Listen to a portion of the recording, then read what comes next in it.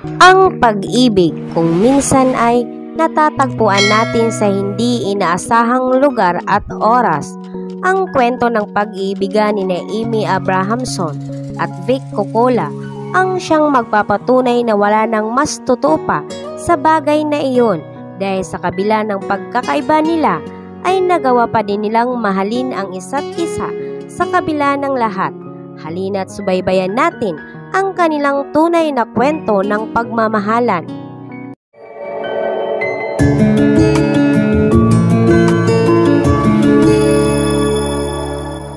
Si Amy ay isang dalaga na nagtatrabaho para maging isang artista. Siya ay ipinanganak sa Sweden, pero bata pa lamang ay madalas na siyang magbiyahe papunta sa iba't ibang bansa dahil sa kanyang ama na isang foreign affairs journalist. Kaya hindi nakapagtataka na madami din siyang alam na iba't ibang lengguwahe dahil dito. Sa kabilang banda naman, si Vic Cocola ay isang binata na sumuko na sa kanyang edukasyon at napili na lamang mamuhay mag-isa malayo sa kanyang pamilya.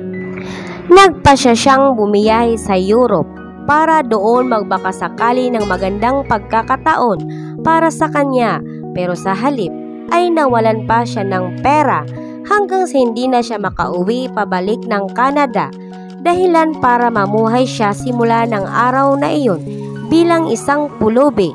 Dito namuhay siya sa panlilimos at paghingi ng makakain at maiinom sa mga taong madalas dinadaan-daanan lamang siya. Isang hapon, habang naglalakad si Vic sa isang parke, ay doon niya unang nakita si Amy na mag-isang nakaupo sa bench na tila may hinihintay. Ayon sa isang latest interview mula sa kanya, nakita niya daw itong mag-isa at lubos siyang nabighani sa ganda ng mga ngiti nito. Kaya naglakas loob siyang puntahan at kausapin ito ng araw na iyon. Kahit pa madumi ang kanyang kuko at medyo sira na ang kanyang damit, ay naglakas loob pa din siya ng araw na iyon. Nagulat naman si Amy sa paglapit ng pulubi sa kanya. Bakit nga ba lalapit ang isang pulubi para siya makausap? Pero nang lumapit ito sa kanya, "Hi, pwede bang magpakilala sa'yo?" Lakas loob na sabi ni Vic dahil sa loob-loob niya baka masamang tao si Vic. Baka may hindi magandang gawin sa kanya ang taong ito. Pero kahit madumi siya, ay nakikita niyang maganda ang kalooban niya dahil makikita mo ang sinseridad at pagpupursige sa kanyang mga mata na makausap siya. Kaya walang atubiling tumugon naman siya dito ng, "Oo ba? Ako nga pala si Amy. Ikaw?" Doon nagsimula ang kanilang pag-uusap. Nagsimula na silang magpalitan ng kanya-kanyang tanong sa isa't isa at iyon ang unang araw ng kanilang pagkakakilala na hinding-hindi nila malilimutan. Hanggang sa hindi nila namalayan ang paglipas ng mga oras, napasarap ang kanilang palitan ng tanong sa isa't isa. Doon niya napagtanto na talagang mabait nga si Vic kahit pa madungis ito sa panlabas na anyo. At doon niya nalaman na kaya pala siya ganon dahil sa masaklap na pangyayari sa kanya.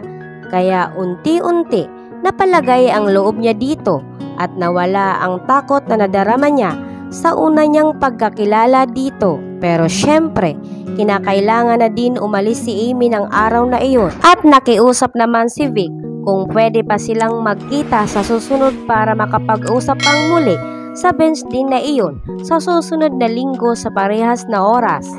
May nararamdaman sila sa bawat isa na parang hindi nila maintindihan. Tila sinasabi ng kailang puso na kailangan muli nilang makita at makausap ang isa't isa makalipas ang isang linggo sa kaparehas na oras. Sa kagustuhan ni Amy na makausap at makita muli si Vic, ay naupo muli ito sa bench kung saan sila huling nagkausap. Subalit walang Vic na dumating. Halos kalahating oras na nag-antay si Amy sa bench para sa kanya. Subalit naging bigo ito ng mga oras na iyon, kaya sumuko na lamang ito at nagpasya ng umalis. Subalit sa kanyang pagtayo ay doon din biglang dumating si Vic. Ito'y nakaayos, sakay ng isang bisikleta at doon ng mga oras na iyon ay nagsimula na silang mamasyal ng magkasama, nag-usap, nag-picnic at maghapong ini-enjoy ang oras na nagtatawanan at kinikilala pang lalo ang isa't isa. Dito nagsimulang maging interesado si Amy kay Vic, lalo na sa mga bagay na sinasabi nito sa kanya. Kahit kailan ay hindi pa siya nakakakilala ng isang lalaki na kagaya ni Vic, buo ang loob na gawin ang isang bagay, maging anuman ang kapalit nito sa kanya. Para sa kanya ay isang malaking adventure ang buhay na kailangan mong lakbayin. Si Vic naman ay talagang kumbinsido sa kanyang sarili na gusto niya si Amy, habang si Amy naman ay aminado na nahuhulog na din ng unti-unti kay Vic ng mga sandaling iyon. Gayunpaman, ang magiging problema nila ay ang nalalapit na biyahe ni Amy pauwi ng Vienna. Dahil sa problema na iyon ay nagawa pa din nila mag-date at gawin yun muli ng 3 beses bago tuluyang makabiyahe pauwi si Amy kasama ang kanyang ama, dahilan para lalo pa silang mahulog sa isa't isa. Sinubukan nilang ibaling sa iba ang kanilang isip, pero hindi pa din mawala sa isip nila ang isa't isa at ang mga sandali ng kanilang pagsasama. Hindi nakapagtapos, walang karanasan sa kahit na anong propesyon, mas batang edad at walang permanenteng tirahan. Ganyan unang nakilala ni Amy si Vic ayon sa isang interview. Pero gaya nga ng kasabihan, ang pag-ibig kung minsan ay misteryoso. Hindi mo alam kung kailan ka nito tatamaan, kaya't bago siya makauwi ay iniwan pa nito kay Vic ang kanyang contact number at social informations para magpatuloy pa din ang kailang pag-uusap.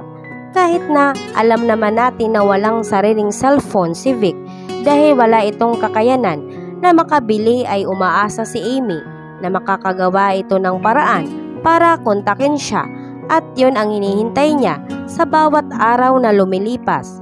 Hindi sumuko si Amy hanggang sa isang Lunes ay nakatanggap si Amy ng isang tawag na siyang nagbigay ng ngiti sa kanya ng araw na iyon. "I'm here!" Hindi pa naman nalalaman ni Amy kung sino ang nagsasalita sa telepono, ay hindi na maalis ang matatamis na ngiti nito sa kanyang mga labi sa lubos na kagalakan. Gayunpaman, hindi naman naging ganun kadali ito para kay Vic, lingid sa kaalaman ni Amy. Simula kasi nang makauwi si Amy ay nagpursigi si Vic na makahanap ng trabaho. Kahit na mahirap at hindi malaki ang sweldo, ay nagawa pa din niyang mag-ipon para makabili ng tiket papunta sa Vienna para puntahan ang babaeng tinitibok ng kanyang puso. At doon tumawag na lamang siya sa isang phone booth para sabihin na malapit na silang magkita at magsamang muli. Gayunpaman ay nababahala pa din si Vic dahil kailangan pa din niyang harapin ang mga magulang ni Amy, kamag-anak at maging ang mga kaibigan nito na tiyak na kwestiyonin ang kanyang katayuan. Kahit pa isang matino at maginoong lalaki ang paningin ni Amy sa kanya, ay hindi siya sigurado kung magiging ganun din ang tingin ng kanyang pamilya dito. Alam nilang dalawa na magiging komplikado ito para sa kanila, pero itinuloy pa rin nila ang kanilang plano. Maayos naman nakilala ni Vic ang magulang ni Amy noong una. Pinakilala ito ni Amy bilang kanyang kasintahan na siya namang tinanggap agad ng kanyang mga magulang. Isinikreto na din muna nila ang tungkol sa tunay na katayuan at sitwasyon ni Vic. Umaasa si Amy na kapag nakilala ito ng kanyang magulang at naging malapit ang mga ito kay Vic, ay mas madali nila itong matatanggap pag nagkataon.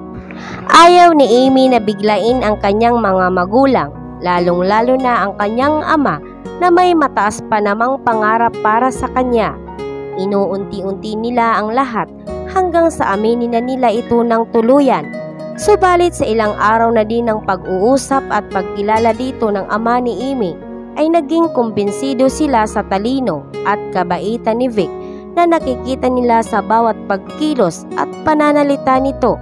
Wala mang sapat na edukasyon, ay naging kumbinsido sila na makakaya nito pasayahin ang kanilang anak at gusto nila ito bigyan ng pagkakataon na patunayan iyon kahit na nawalan si Amy ng dalawang matalik na kaibigan dahil sa hindi nila matanggap si Vic. Para sa kanya ay hinayaan na lamang niya ito.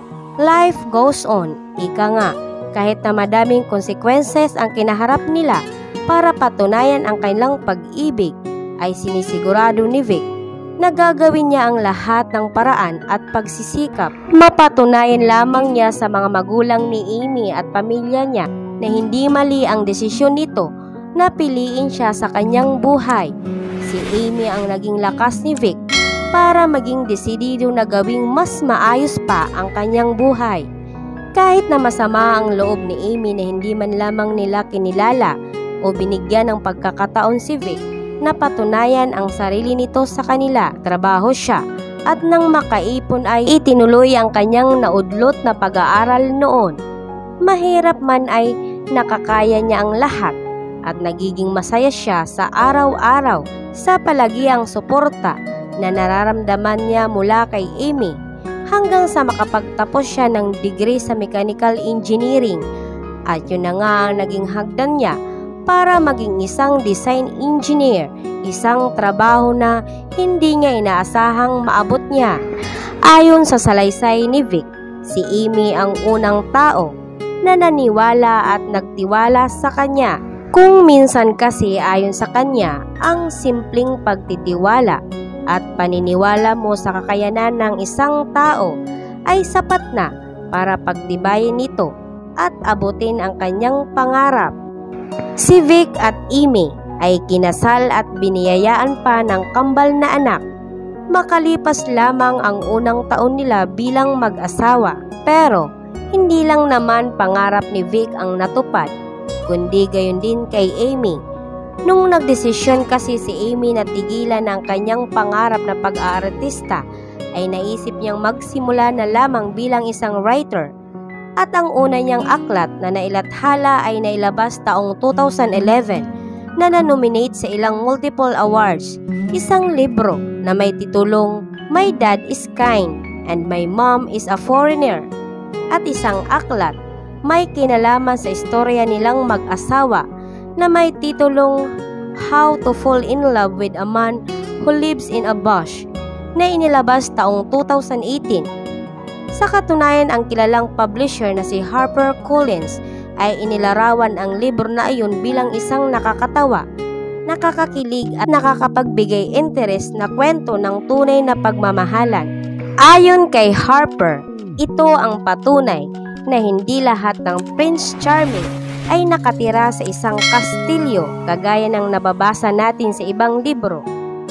Si Vic at Amy ay masaya ngayon kasama ang kambal nilang anak.